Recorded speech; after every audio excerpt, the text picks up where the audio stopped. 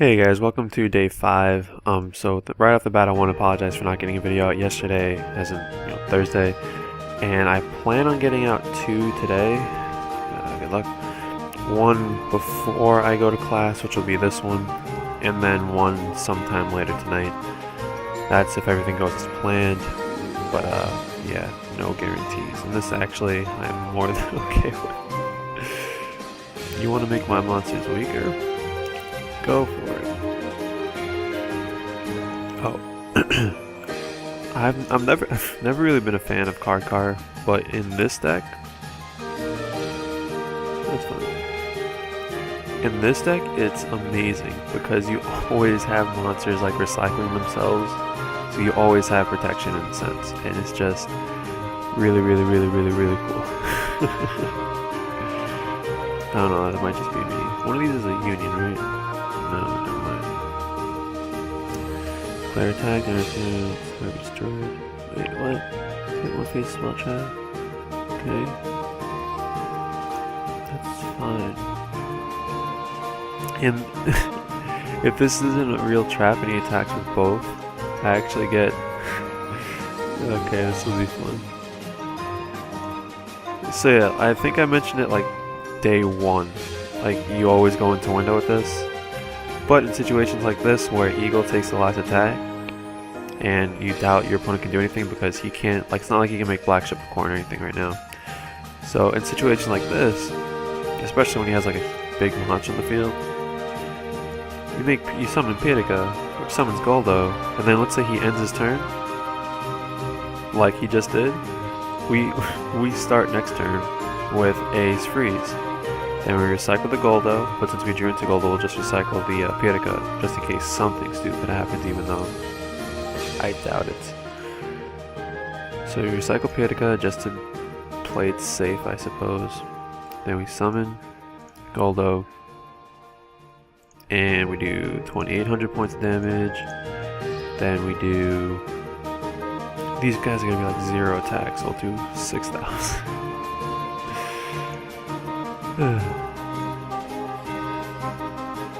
Oh, and I apologize if I'm a little quiet. I mean, I'm probably going to edit it later so I sound a little bit louder, but it is currently...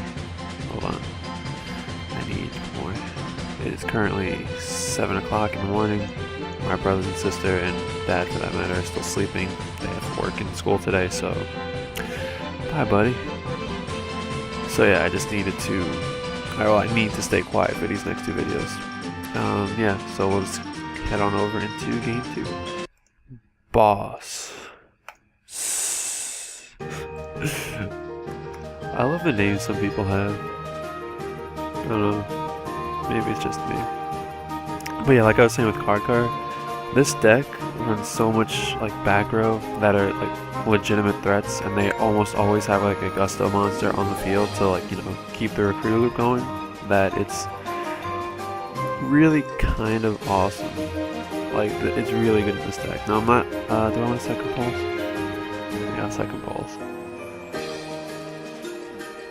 In this card, again, like, I haven't really, well, it's not that I haven't been watching, but I don't really remember what I've said about certain cards. This card is honestly one of my favorite cards in the deck, just because early in the game, it's more or less useless. So, and when people like do stuff like this, and they try to, like, let's say Lila Pop, they usually end up picking the middle one. Will he, or will she? I don't know what this guy is, or girl is. Will they? I don't know. Usually do they? Yeah, they usually always hit the middle one, which is nice. And you can see at this point it's completely useless, so I'd rather have them hit that as opposed to the compulse or something else. So I don't know, that's just the way I look at it. And since he's playing this, I'm going to assume that he's playing Elemental Dragons. Could be wrong. Could be right. I don't know. We will see. Okay. I probably should have compulsed that. Definitely should have compulsed that.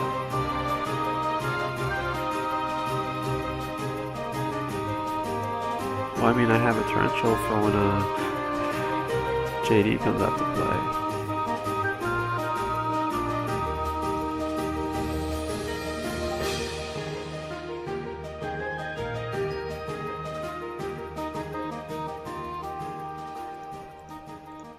So I really do need to keep account on how many he puts in the grave, just because. Yeah. That's fine. No, now here goes like maybe Felice or Wolf, or he just wants to name the graveyard. I don't really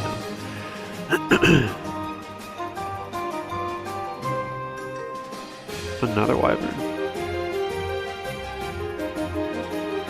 Okay.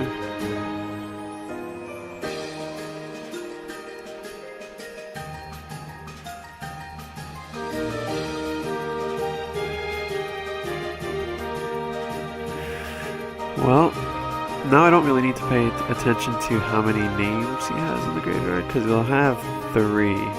Unless he attacks, in which case I'm more than fine if he attacks. Okay, that's fine. I'm gonna try and... Okay, if I can play around this, so that's 1 attack. Golda will take the 2nd attack, and then Eagle will take the 3rd attack.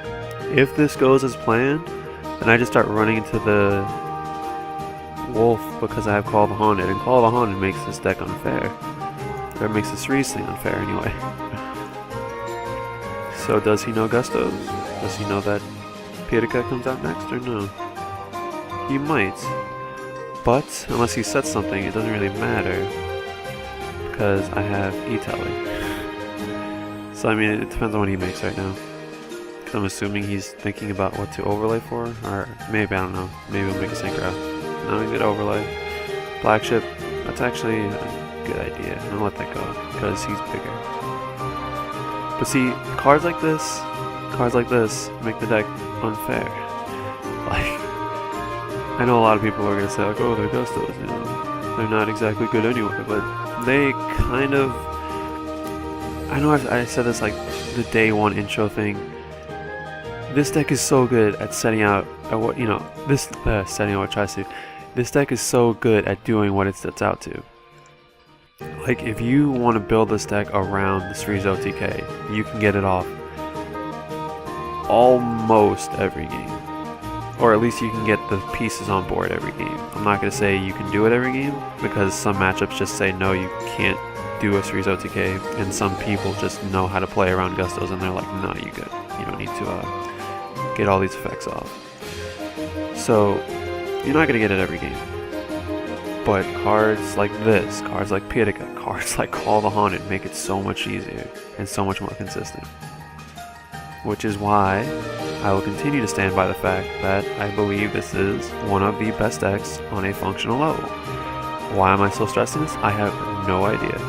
I just thought I'd bring it up again. Because it's always a fun conversation to have.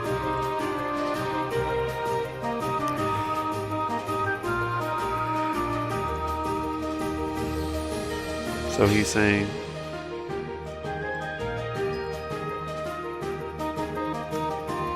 there you go.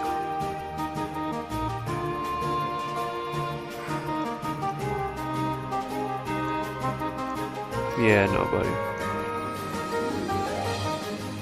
It was a good thought, but you don't GG a man before it's GG. Say. I know that I'm saying that, and I've said that a few times this series. But yeah. Alright, where are we at? These are not going to be long videos, by the way. 9 minutes, I can definitely get another one. Yeah, but these are not going to be long videos because I do have stuff to do on the computer before I go. So, like, the idea is I'll finish this one up. Hopefully I'll finish the second video or the second, like, set of duels by, like, 8 o'clock. Then I can start rendering one of them, or this one. And then I am talking for no reason, so I will get into the third one. I'll just tell you guys in that game, so I don't really waste that much time. See you guys in game 3. Hey guys, so here we are at game 3, and 2 things. First, I'm going to finish what I was trying to say, and say that. Oh, it's my turn. Thank you, buddy. You didn't have to. Like, you really shouldn't have.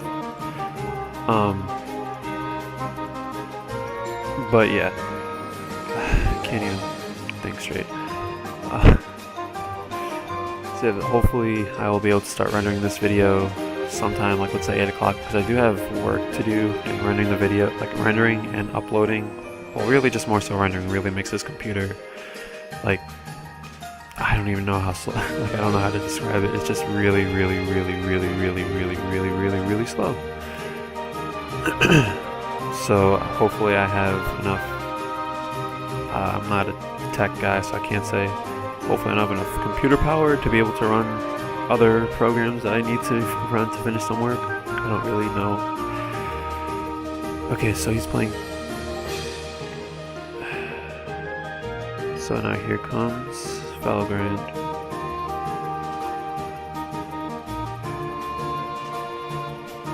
And since I have Fiendish Chain, I mean it depends on what he has to like protect himself, but since I have Fiendish Chain I don't really have to worry about too much. Because Felgrand can't stop the effects once they're in the grave. The only thing I need to worry about is him Felgranding my Freeze or Pietica, because, well, if I decide to go that route. But I mean, I don't really have anything in the deck that can get over that. And that's really what it boils down to. Like, if I have something that can get over whatever monster he has in the field, then, you know, I don't necessarily need to rely on Freeze. But as soon as anything with, like, more than, I don't even know, hold on. I know, like, I have, like, a 2700 attacker, but he never gets made. So yeah, once they summon a big enough monster, like anything bigger than Armades, it's like I really can't do anything to you unless I make Freeze. So that's the thing, like if they ever make something 2300 or higher, Freeze basically has to come out.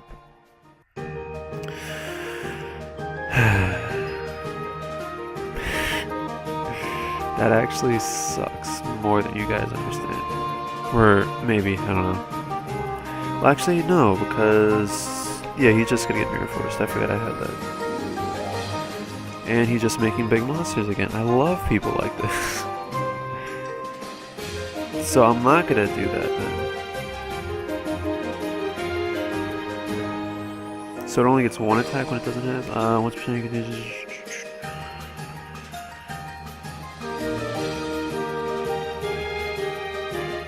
Oh, that's dirty. Cannot activate card. Wait, activate cards in the field, so these activate in the graveyard. So I'd be more than okay with that. Because I do have E-Telly for next turn, so it's not like I have to make Pietica this turn.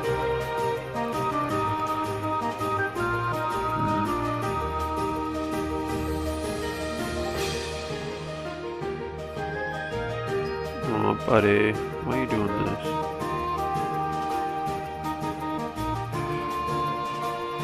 And then he'll tribute these two for this guy's effect. I would be so happy.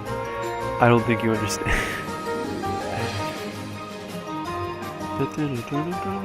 Wait, if he... Okay, no, never mind. I was gonna say if he uses Felgrand, does that... I don't know how Felgrand works with like cards that activate in the graveyard. Okay, so now I'm going to go grab Winda. And I don't need to be doing this, I could just do whatever I really felt like, I guess. Because I do have the E-Telly, but I'd rather be able to save the E-Telly for later on. And honestly guys, this deck isn't really the hardest to learn, it's just that you need to know what to get with what, if that makes any sense. Like what recruiter grabs what, like you need to see the situation, evaluate the situation, go from there.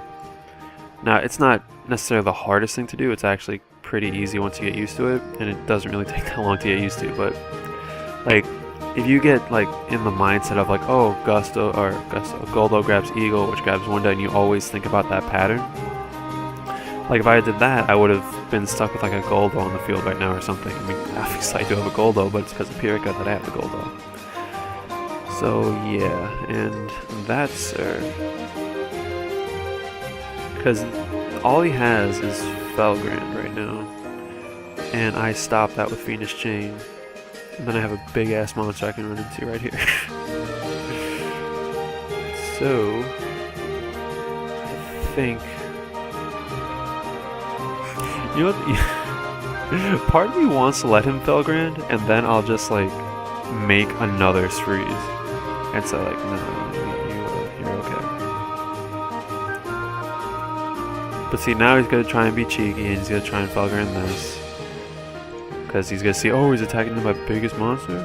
No, I'm gonna Felgrand you, and you're gonna lose. And be like, no, I'm gonna Fiendish Chain you. And he's not gonna Felgrand. Unless he just wants to be a dick and wait until now. He might try and do that. Felgren. See, now, I wouldn't be attacking another guy! God damn it. Don't GG a man before it's GG. So here's, like, okay, I'm gonna ask you guys this. Obviously, everyone knows what Felgren does. Why in the flying fuck would I try and attack with little-ass monsters into his big-ass monster if I didn't have something to stop Felgren? God damn. Holy shit. Alright. What are we at? 16? Probably a little bit shorter because it actually took a little bit to get into this video, into this duel. But yeah, I'm going to end this one here. I'm going to get right into the next recording though. So I'll talk to you guys in about a few seconds, but you guys probably won't see it for a few hours. So yeah, I'll talk to you guys later. Later, guys.